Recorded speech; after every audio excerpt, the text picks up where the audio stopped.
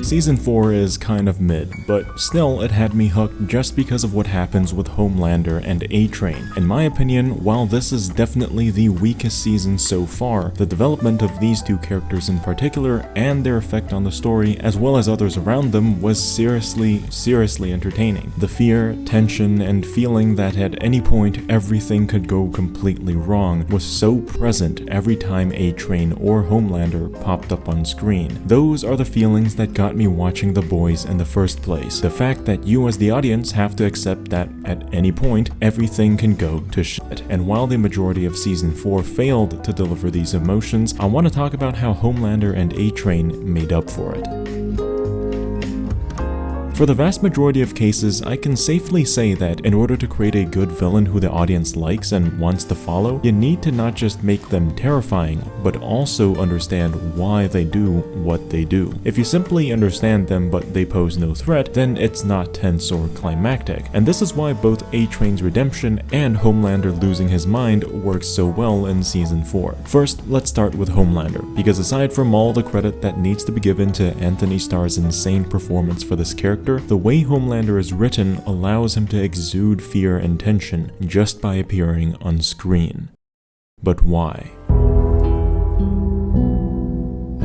For me, the biggest part of what makes Homelander's character so terrifying is a perfect combination of sheer overwhelming power compared to everyone else around him, as well as not knowing what he might do next. Homelander has been shown to do many things on a whim, to act carelessly without thinking of the consequences of his actions. He forever leaves the audience wondering when he's going to snap and kill a room full of people, or simply smile and wave as he soaks in the social validation he so desperately desires. And that right there is what makes this season's development so crucial for his character. We now fully understand why he constantly has this inner battle between believing himself superior or godlike and saying all humans are like bugs to him, yet also remaining vulnerable to the opinions of those very same people, and always seeking love and affection. We find out in season 4 that this was actually specifically designed and in a way programmed into his psyche as he was raised in the lab, allowing Vought to control him. Your need for approval and for love? Vought brought in the best psychologists in the world. He developed the protocol to carefully engineer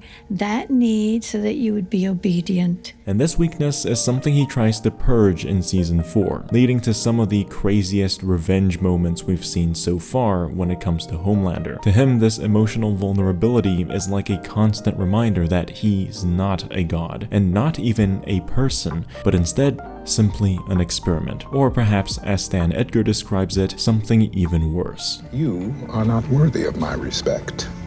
You are not a god. You are simply bad product. And so while some may say this whole arc with Sister Sage and him trying to break free of his need of validation is useless because he inevitably reverts back to his man-child self again by the end of the season, I personally find it completely okay, because in a way it's showing that no matter how hard Homelander tries, he can't break free of his conditioning.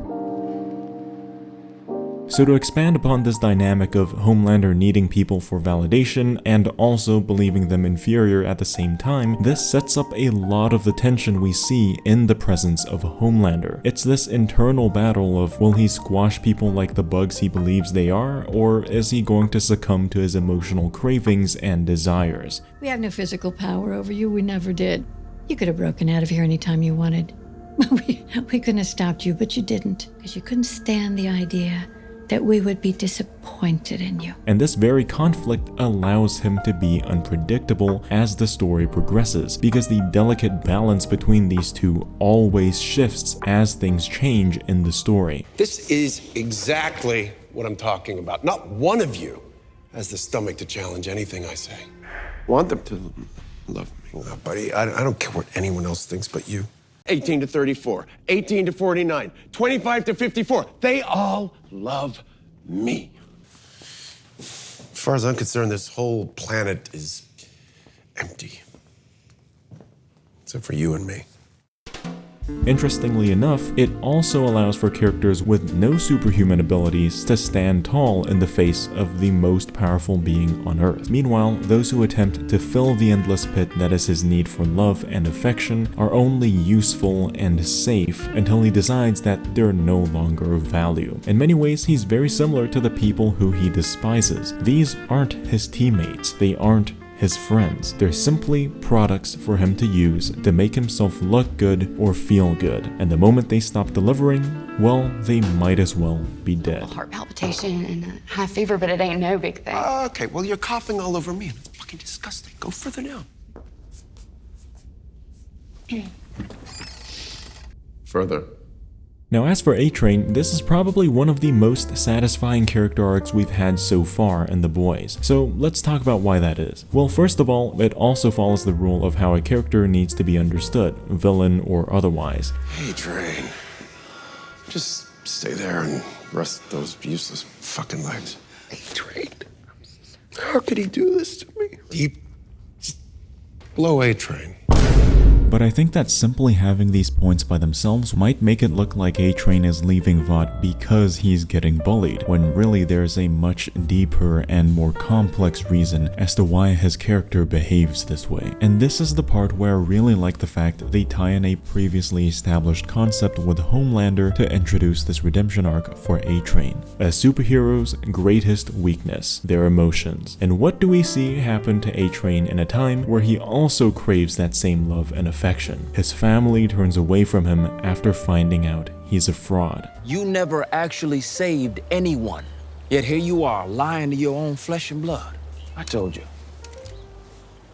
your uncle is no hero. The very weakness used to keep Homelander in control happened to work in A-Train's favor, turning him to the right path as he finally finds a way to fill that pit of despair he's had his whole life.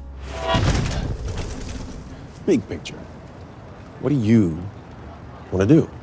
You're gonna laugh at me. No, I won't. I kind of want to help people. But not like with fake saves, like really help. It's what my mom would want. That's amazing. That's great. Aside from this, there are a couple other reasons why his redemption arc is so satisfying to watch. It's partially because he's a very powerful ally to have, and we haven't gotten to see much of him using his abilities, the potential for him to completely change the tide of the fight for our main characters, and of course, his complex relationship with both members of the Boys and the Seven. Yummers. Whether it's the Boys, Vought, or his family, A-Train's character is going to have interesting interactions that are also unpredictable. Sex is just a spectrum, right, bro? And like we've previously established with Homelander, that uncertainty is part of what keeps things interesting. We don't know how this change of heart will affect his relationship with his family, especially now that they're all in danger. We don't know if he's powerful enough to face off other members of the Seven, excluding Deep because he's kinda useless. And we don't know if one of the Boys is gonna one day decide to screw up A-Train for revenge because of what he did in the past. So much uncertainty for a character who is now sort of likable. Ladies and gentlemen, there is an insane amount of potential here. Also, there's an insane amount of potential here with both Homelander and Ryan. And I want to quickly point out some of the interesting aspects of the dynamic between both of these characters. This maniac will literally steal the spotlight from Ryan because his ego can't handle letting people love someone else. And in this manner, we get a very nice comparison to Soldier Boy, as although he's of course also a very bad person, at least he would actually love his son. If they'd have just kept me around, I'd have let you take the spotlight. What father wouldn't want that for his son? Ryan, we're gonna save America together. But back to Ryan, we actually get to see Homelander accidentally programming this same emotional weakness into Ryan, which I find very interesting. This vulnerability to emotions is almost like a disease, a virus among the Supes. What he's trying to do is make Ryan invulnerable to emotional manipulation, to remove him of Homelander's greatest weakness, so Ryan can become the ultimate Supe. But without realizing it, he's actually causing the very same thing to happen because of his own insecurities. For example, take a look at this scene.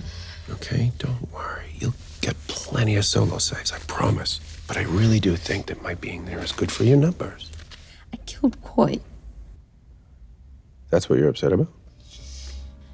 Coy? Without realizing, he's literally showing by example how the only thing Ryan should care about are the ratings, the stats, and how it was seen by the public, and how the opinions of normal people are the only part of them which is important. They're only human, Ryan. Toys. This need for love or affection is such an integral and core aspect of his personality that it not only completely warps his perception of reality, but it's become his reality. And so, as a result, he doesn't even realize what he's doing to Ryan. Ryan? Ryan!